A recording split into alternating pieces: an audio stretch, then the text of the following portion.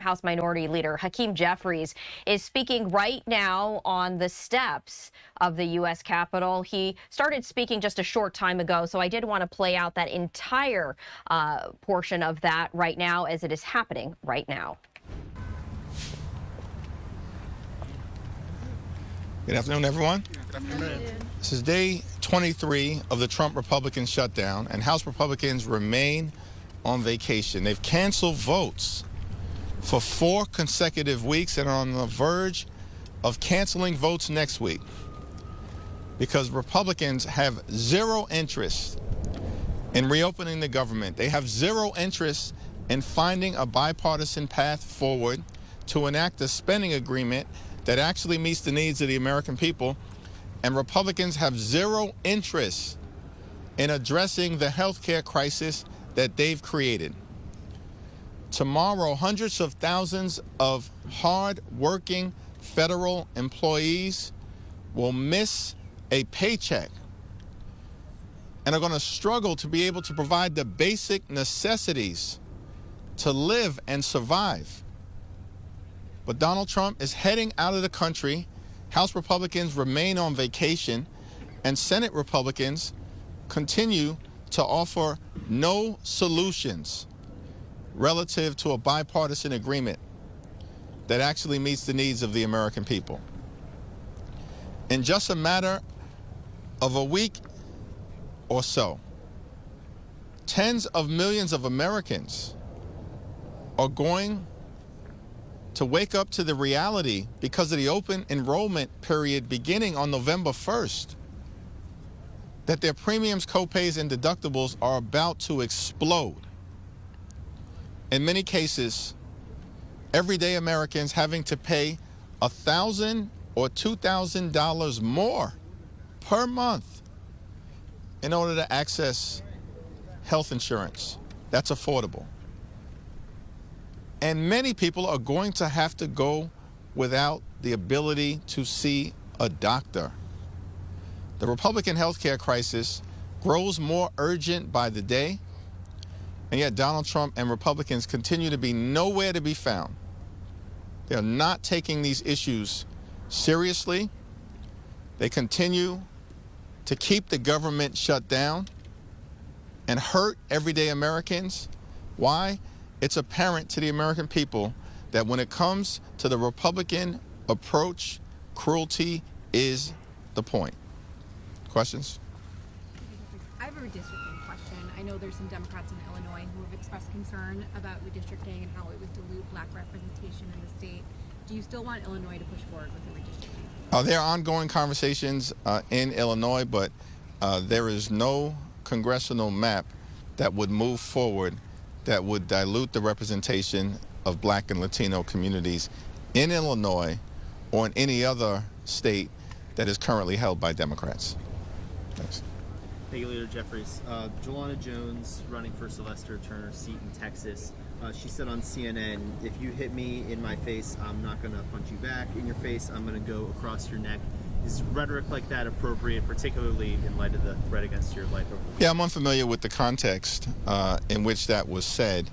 But let me just say, of course, again, political violence that we've seen in this country intensify throughout this year is unacceptable in any form against anyone for any reason. Thanks. You previously said that you were going to talk to Mamdani before early voting begins. Early voting begins on Saturday. Is that scheduled? And did you watch the mayoral debate? I want to know your thoughts. I have not had an opportunity to see the mayoral debate. I did see the end of the Knicks game, but I expect to have a conversation with the Democratic nominee at some point between this moment that we're in right now and early voting, which begins, I think, in the early part of Saturday. Thanks. Thank you, Leader. Senator Johnson is talking apparently to Van Hollen's office and Senator Peters' office about a bipartisan bill to pay furloughed workers. If Speaker Johnson brings the House back in session to vote on that bill, is that something House Democrats could support? It seems to me that Speaker Johnson has no intention of bringing Republicans back to Washington to do their jobs, because they're the ones that shut down the government. They can't justify why they shut the government down. We as Democrats have made clear We want to sit down with anyone, anytime, any place in order to reopen the government, stand by our hardworking federal civil servants, find a bipartisan path forward toward a spending agreement that actually meets the needs of the American people and actually improves the quality of life of the American people, and at the same time decisively address the Republican health care crisis. We've also made clear as House Democrats that we will consider in good faith anything bipartisan that emerges from the Senate. Thanks. Thank you, Mr. Leader. Just want to follow up on the death threat and the Speaker. Just to put a pin in it, have you heard from the Speaker or any member of Republican leadership in the days since the death threat?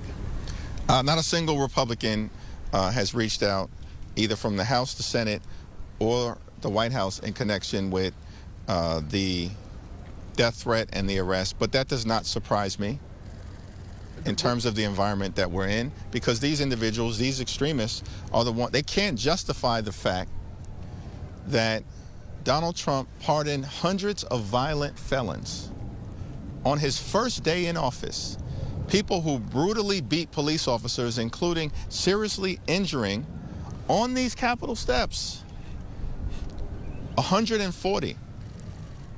And then on Donald Trump's first day in office, he pardons these violent felons and then unleashes them on American communities all across the country. And many of them have reoffended.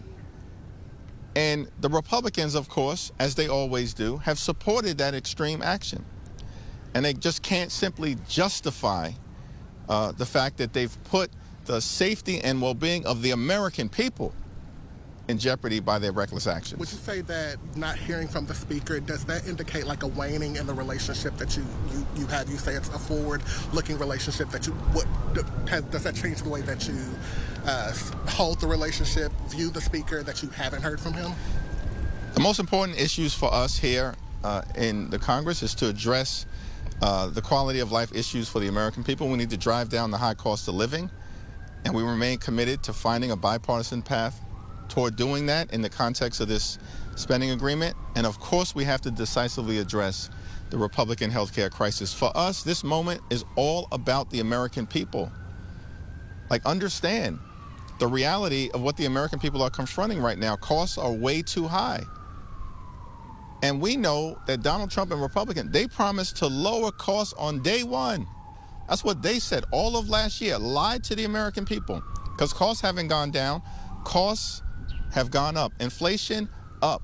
And we're going to see that again tomorrow when the numbers come out. Electricity bills through the roof. Housing costs out of control. Grocery costs way up. Trump tariffs causing thousands of dollars in additional expense on everyday Americans.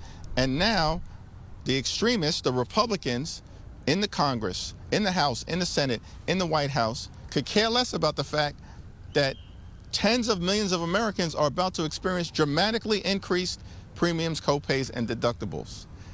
That's out of control, and they could care less. What are they doing? Destroying the White House so that Donald Trump can build a ballroom where he's celebrated like a wannabe king. Donald Trump's trying to steal $230 million from the taxpayers by shaking down the Department of Injustice. And these extremists, they somehow have managed to find $40 billion to bail out Argentina, and they can't find a dime to extend the Affordable Care Act tax credits for working class Americans, everyday Americans, and middle class Americans. The whole thing is a disgrace, and the American people see it. Thank you.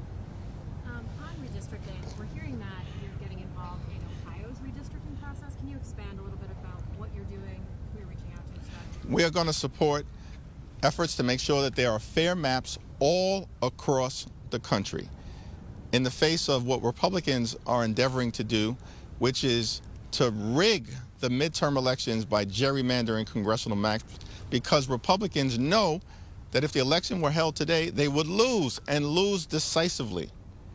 Republicans have done nothing to make life better for the American people. The only thing that they've done this year is to enact their one big ugly bill, largest cut to Medicaid in American history.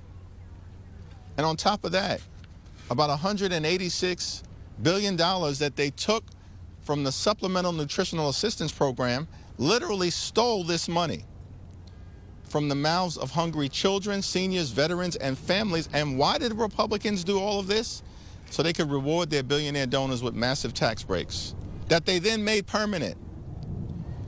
So the Republican agenda has been to hurt everyday Americans in order to reward their billionaire donors. They have nothing to show for the fact that Republicans have complete control of the House, the Senate, and the presidency, which is why Donald Trump and Republicans, running scared, are trying to rig the congressional map and steal the midterm elections from the American people. We will not let it happen. So in Ohio, there's an opportunity to go to referendum if the Republicans at Donald Trump's direction pass a gerrymandered partisan map. And if that happens, just like we're doing in California right now, and we'll also do in Missouri, we will take the issue to the voters of Ohio, and I'm confident that we will prevail. Thanks. Mr. Jeffries, you talk about SNAP.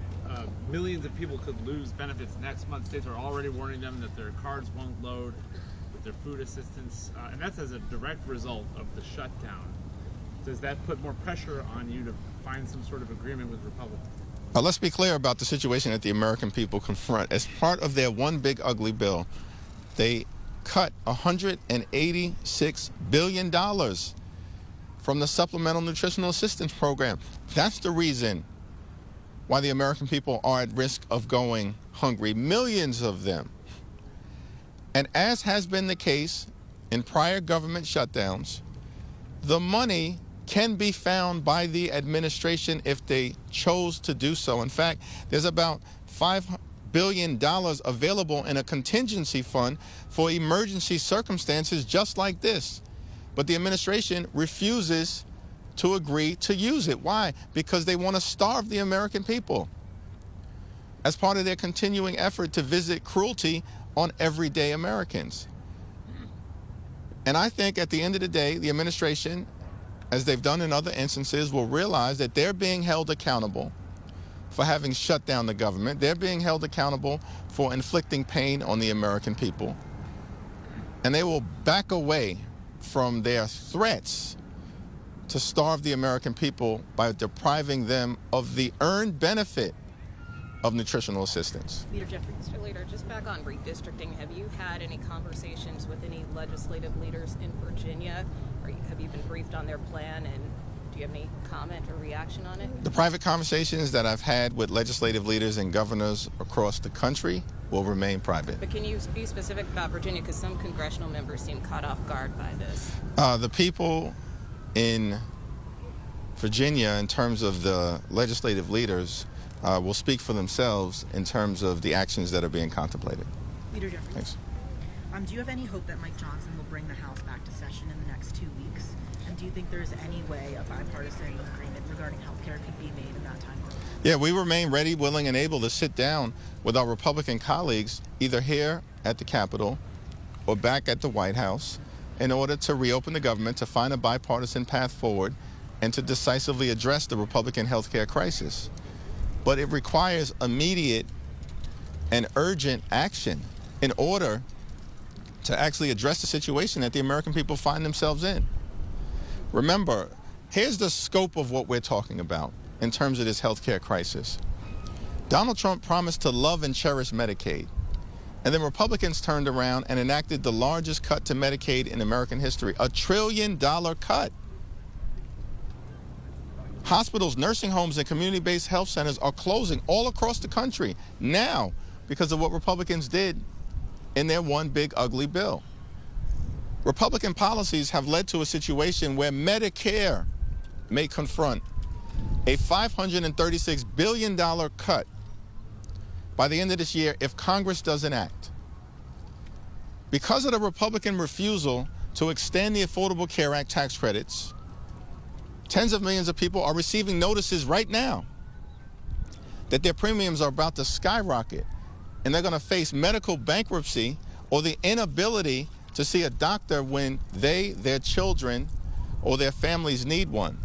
And at the same period of time, Republicans continue to put forward a partisan bill here in the House that would cut about $1.7 billion from the Centers for Disease Control, cut a little under $500 million from the National Institute of Health, and they're depriving the American people of the ability to get life-sustaining and life-saving vaccines. This is the Republican healthcare crisis. It is enormous. It is devastating. It is crushing everyday Americans. And that's why Democrats believe decisive action needs to be taken. Thanks, everyone. Thank you. So there you just had House Minority Leader Hakeem Jeffries talking about the government shutdown as you're taking a live look at the U.S. Capitol on this Thursday afternoon.